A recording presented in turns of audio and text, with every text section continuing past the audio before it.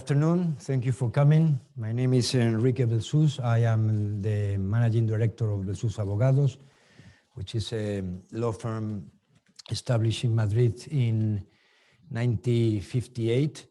And after it started its Portuguese work and launch, it was launched in 1998. Both firms have about 25 years and 60 years of existence. We are a multidisciplinary firm, international, and we do practice different areas of work, including insurance, as today we are here, but nonetheless, labor, also tax and procedural. We also do some family law. And we are very pleased on behalf of Insuralex and Belsus Abogados to welcome you, all of you, to this seminar that has been prepared with a lot of effort and enthusiasm in order to receive our European Insuralex members. About Insuralex, our Vice President will speak further after me and will explain to us more in detail what is exactly Insuralex and since when we've been existing and more details. Good afternoon, ladies and gentlemen. For me, it's a great pleasure to welcome you here in Madrid. My name is Marta Olczak-Klimek, and I am a vice president of Insuralex. And thanks to a great hospitality of Enrique Belsus, Jose Garzón, and all their colleagues from Belsus Abogados, our exclusive member for Spain and Portugal, we can here meet in Madrid finally in person, which is something unusual, but we should come back to this for sure. And I'm absolutely sure that we will discuss very important topics for insurance market today. It's fantastic. Founded in 2002, so this year we had in Chicago 20th anniversary.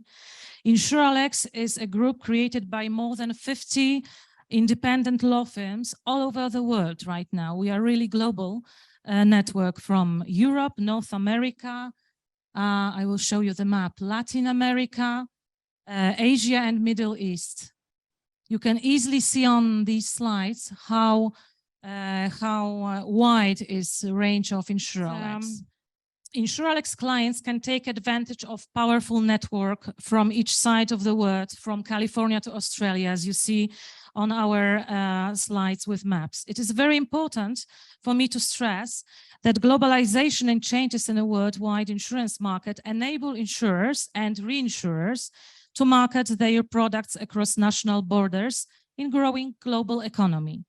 An insurer can navigate these complexities by using a group of lawyers, like Insuralex lawyers from different jurisdictions who are specialized in their respective national insurance and reinsurance law systems, but who are also affiliated to work with each other. Here are the key points of philosophy of Insuralex. But what I want to stress is that Insuralex works for a wide range of clients, including insurance and reinsurance companies, Lloyd's syndicates, insurance and reinsurance brokers, as well as captives and self-insured companies. But we are going to approach today the specific concept of the right to be forgotten regarding insurance and the banning of discrimination in contracting insurance, and particularly related with former cancer patients. This is an issue which is intimately linked to the efforts that are being done in Europe, understood as the European Union, and also other countries like the United Kingdom, as Helen Tilly will tell us later, in the framework of the fight against cancer. And in this meaning, the right to be forgotten is or could be defined as the right that patients who have suffered from cancer or other diseases will have not to be discriminated against in the contracting of financial and insurance products. It particularly affects life, health, and credit insurance. also other financial products like loans and mortgages. The general idea is that these former patients will have the right that their previous disease is not taken into consideration in the risk assessment that the insurance companies make prior to offering their services at a certain premium price, once that a certain period of time has elapsed since the end of the treatment, the successful treatment, without relapse. We must say that as of today, only 5 member states of the European Union have incorporated a regulation of the right to be forgotten to their internal legislations. We are going to make a very brief mention to all of them. First of all, Portugal, our colleague Ricardo Meireles is going to talk about this later a lot better than I could. But just going to say that as far as I know, a new law was recently passed in 2021 regulating the right to be forgotten with different periods of time depending of the situation of the client. France was the pioneer in regulating the right to be forgotten and incorporated it to their laws in 2016. Belgium passed an act in 2019 that modified their insurance contract law, and that is in force since February 2020, establishing a right to be forgotten for the patient when a period of 10 years have elapsed since the end of the treatment. Luxembourg has a very similar law since January 2020, with this period of time of 10 years and a reduced period of time of 5 years when the patient was diagnosed before becoming 18 years of age. And last but not least, the Netherlands have adopted also this 10-year period since the end of the successful treatment by a decree of November 2, 2020. In the case of Spain, the lawmakers have not incorporated this thing, this issue yet to our laws. We have had some very timid steps. So the only known change to the date is a new 5th additional provision to our insurance contract law that is in force since June 12, 2018. And as you see, it establishes that people with HIV or AIDS or other health conditions shall not be discriminated against. In particular, the denial of access to contracting, the establishment of contracting procedures different from those normally used by the insurer, or the imposition of more onerous conditions due to having HIV, AIDS, or other health conditions is prohibited unless are founded on justified, proportionate, and reasonable causes which are previously and objectively documented. Well, this, as I said, is a mere declaration of intentions and has been criticized both by consumer organizations and the insurance industry because it obviously has many flaws. This regulation, it couldn't be called an exhaustive transposition of the European regulations in the matter at the same level of the other states that we mentioned. It doesn't say which are other health conditions.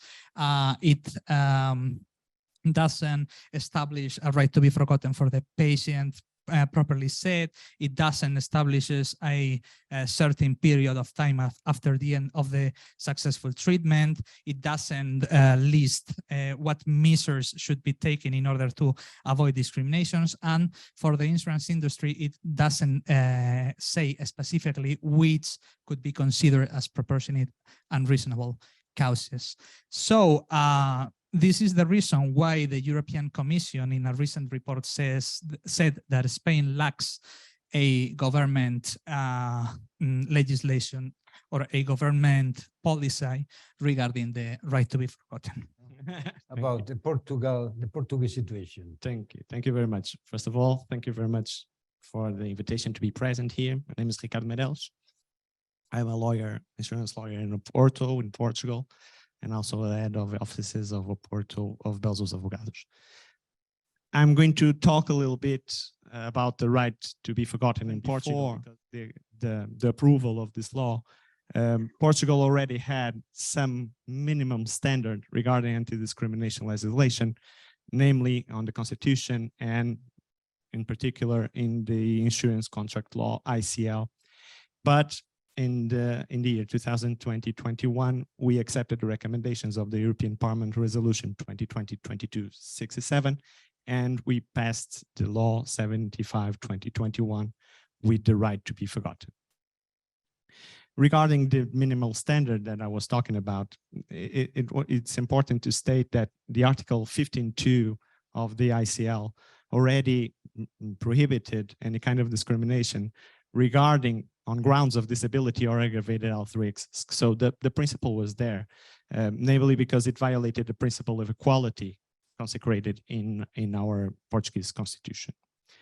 But after the acceptance of those recommendations, we transposed to the Portuguese legal system the law 75/2021, and this law reinforces the access to credit and insurance contracts by people who have overcome or mitigated situations of aggravated health risk or disability, prohibiting discriminatory practice and enshrining the right to be forgotten.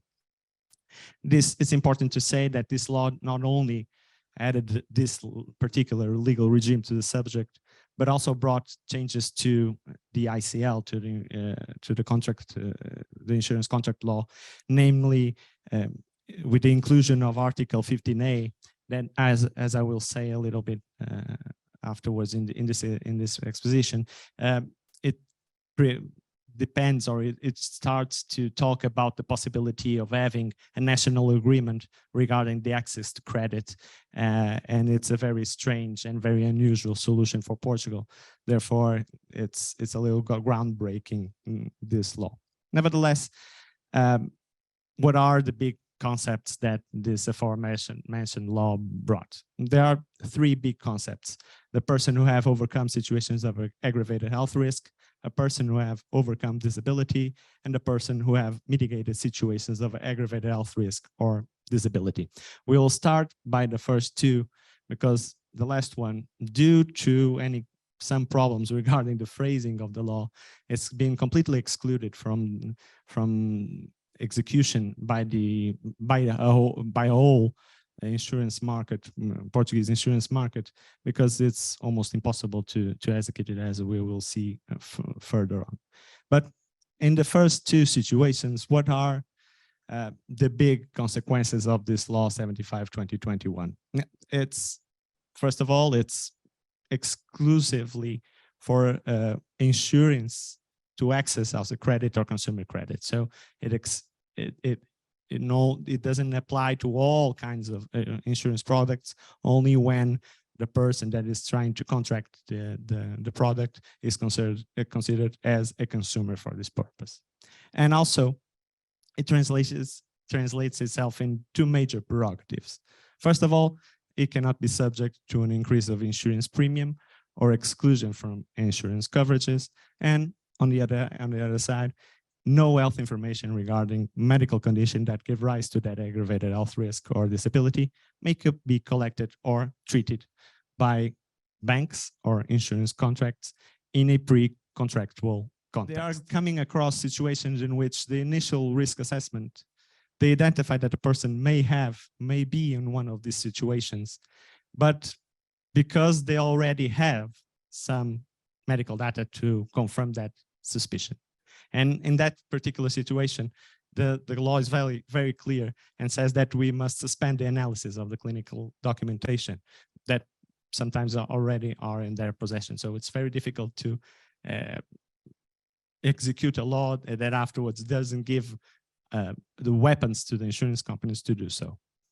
So what are the solutions that the Portuguese insurance market is finding? From one hand, in the pre-contractual documentation, is now including a form associated with the right to be forgotten, in which the insured or the potential client must declare whether he is or isn't covered by the law.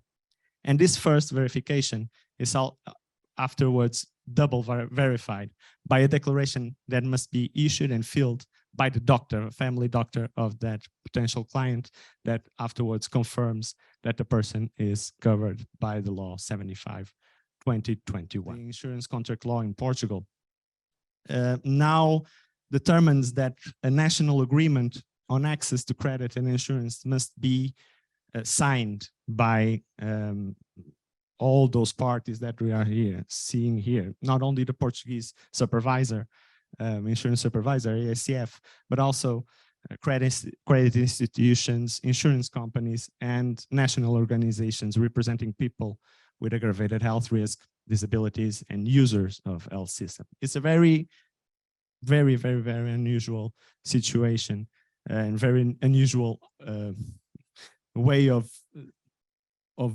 resolving problems in Portugal, because we never had some kind of transversal agreement on this kind of situations. But as we can see here, the major points or solutions that they are wanting is to determine, and I'll just underline to define the specific categories of data and information that the insurance companies can require.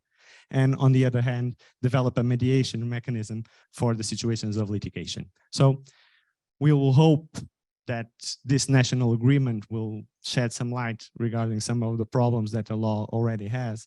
But nevertheless, the right to be forgotten is being applied in Portugal. And for the first two hypotheses, in the risk assessment procedure, the insurance companies are complying with it. Thank you very much for your attention. I think las compañías aseguradoras, ante una situación en la que yo tengo que necesariamente no discriminar a alguien porque ha tenido lamentablemente un problema de salud y tiene el derecho, todo el derecho, porque se lo otorga la ley, a no informarme sobre ello, yo estoy ciego, no puedo tarificar. No puedo evaluar el riesgo correctamente. Entonces, ¿qué es lo que quieren? Oiga, yo quiero más flexibilidad. ¿Derecho al honor? ¿Derecho al olvido? Sí. ¿Derecho a la no discriminación? Sí. Pero necesito un poco más de información, necesito flexibilidad, pues que existan diferentes velocidades dependiendo del tipo de enfermedades. Es decir, para un cáncer se establece un periodo de 10 años para decir que ese cáncer está superado y ya me tengo que olvidar y no puedo utilizar ese antecedente para decir no le concedo a usted un seguro, pero es que hay enfermedades que funcionan a la inversa. Una leucemia, no, una diabetes, cuanto más tiempo tenga de duración, la gravedad va aumentándose. O sea que el parámetro ese de los 10 años sería a la inversa. No podríamos utilizar 10 años en los que presuntamente usted ya está sanado y no va a tener una reaparición de esa enfermedad. Entonces, piden flexibilidad en la interpretación de la norma.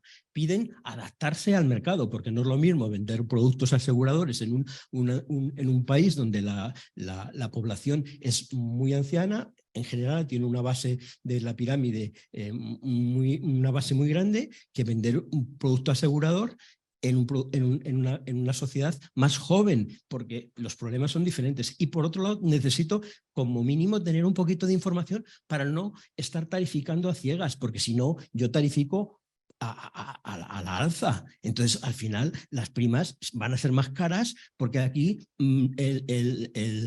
el té para todos o el café para todos está muy bien, pero oiga, porque voy a pagar yo lo mismo que cuando mi riesgo es menor, porque yo soy un tío sano, no fumo. Los parámetros que tienen a las aseguradoras a la hora de otorgar un seguro de salud o un seguro de vida, pues te preguntan un cuestionario si usted fuma, si tiene unas prácticas que ellos consideran más o menos insolubles, etcétera. Si usted hace salud, entonces quieren más flexibilidad. No se oponen, lógicamente, porque se irían en contra de la sociedad, a la aplicación del derecho al olvido y a todo esto, porque son derechos fundamentales, pero quieren más flexibilidad en la